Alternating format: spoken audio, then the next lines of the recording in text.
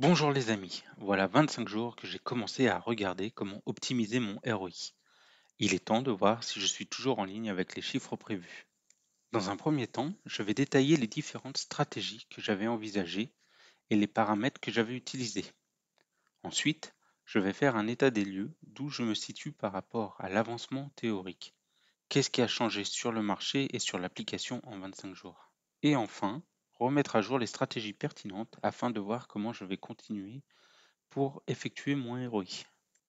Je partage juste ma stratégie. Il n'y a aucun conseil en investissement ici. Faites votre propre recherche. J'ai envisagé plusieurs scénarios qui me sont accessibles. Certains autres sont certainement viables et plus rapidement rentables, mais hors de ma portée à cause de l'investissement à faire. Adaptez votre stratégie à votre situation. J'ai investi 3,25 sols dans Walken et malheureusement je n'ai pas eu la chance d'avoir deux lootbox à la première vague et seulement un accessoire à la seconde. Je me retrouve donc avec deux 4 niveau 6 et le 4 gratuit niveau 3. Mon objectif de ROI à ce moment-là était de 1650 Walken. J'ai envisagé 11 stratégies que nous allons voir ensemble. La première stratégie était d'utiliser le breeding.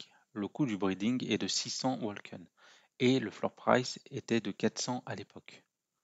Même avec une Genesis, le risque est trop important de se lancer dans ces stratégies. Il en résulterait, avec ma chance légendaire, une perte de 200 Walken et certainement l'obtention d'un 4 de moins bonne qualité.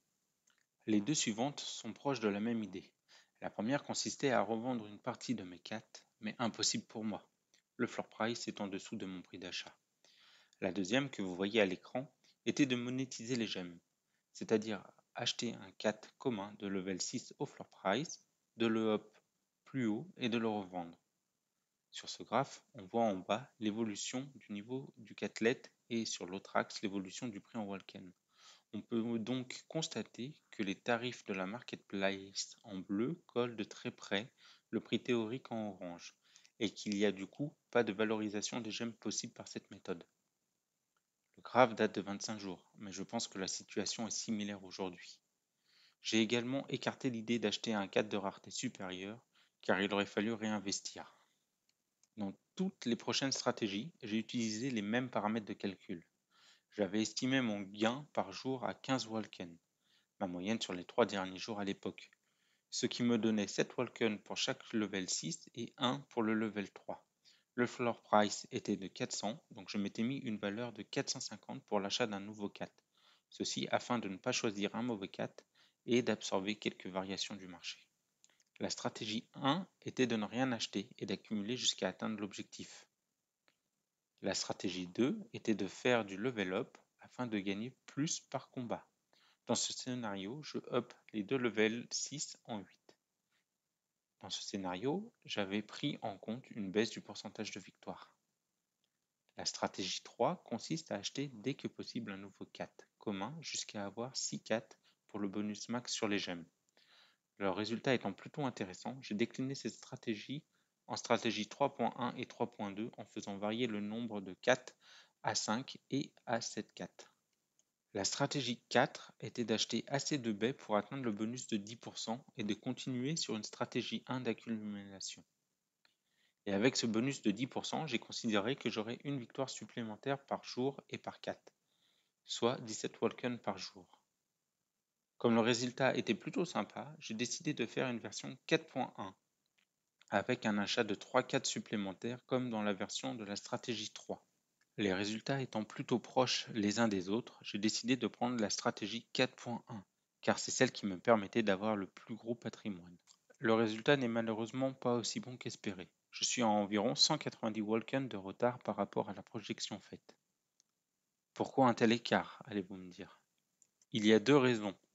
Mon estimation de gain par jour, je l'ai faite sur la période entre les deux traits rouges, où je suis à environ 15 Walken par jour. La réalité sur une longue période est plus de 11 Walken. Il y a aussi plusieurs jours où je n'ai pas fait l'intégralité de mes combats pour des raisons IRL, et donc un peu de perte ici aussi. Voilà pour le delta perso. Concernant la partie marché, la situation est devenue plus complexe aussi. On est passé de 1 sol égale 472 Walken à 1 sol égale 704 Walken. Donc mon objectif n'est plus de 1650 Walken, mais de 2320 Walken. Et la situation sur le floor price est aussi en notre défaveur. On est passé de 400 Walken à 500 Walken. Ces 3 points sont importants et expliquent mon retard en grande partie et le delta sur les durées de stratégie entre maintenant et il y a 25 jours. Sur le graphe du suivi de mes gains, on voit que le passage de 5% de bonus avec les baies à 10% n'a pas eu d'impact positif sur les gains. Je ne vais donc pas faire la mage sur les scénarios avec baies. Le breeding pour du commun level 6 n'est toujours pas rentable. J'ai donc remis à jour la stratégie 1 qui est de juste accumuler et de ne rien racheter. On a pratiquement doublé le temps de ROI en utilisant 11 Walken par jour. La stratégie 3 qui est de passer à 6-4 dont 5 level 6 et la stratégie 3.1 qui est de passer à 4-4 soit 1 de plus qu'actuellement. On voit que les résultats se rallongent dans les mêmes proportions. Dans la même logique qu'il y a 25 jours, le delta entre la stratégie 3 et 3.1 est faible, mais avec la 3, notre nombre de 4 est plus important. Maintenant, pendant l'intervalle de temps, j'ai rajouté quelques stratégies intéressantes aussi. La stratégie NSD1, revente de l'accessoire.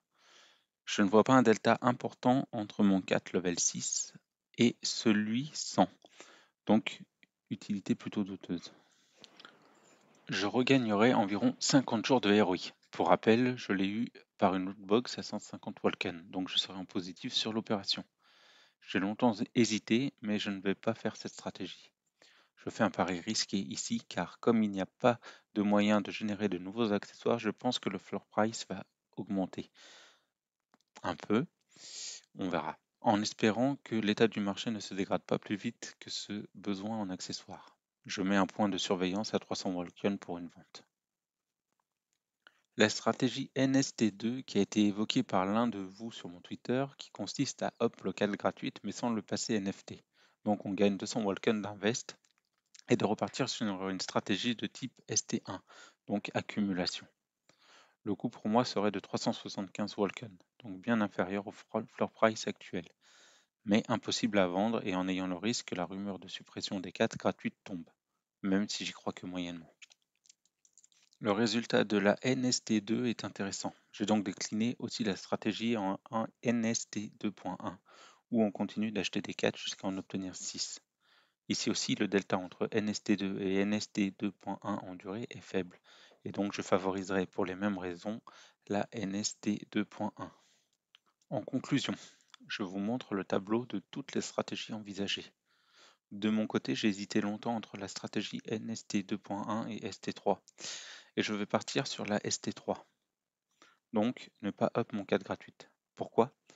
Simplement car le floor price bouge beaucoup et je préfère attendre un peu plus de stabilité pour faire un choix et surtout car mon 4 gratuit n'est pas faux, il n'a que 64. Posez des questions si vous en avez, on est là pour échanger. Si vous avez aimé la réflexion, n'hésitez pas à like et surtout abonne-toi.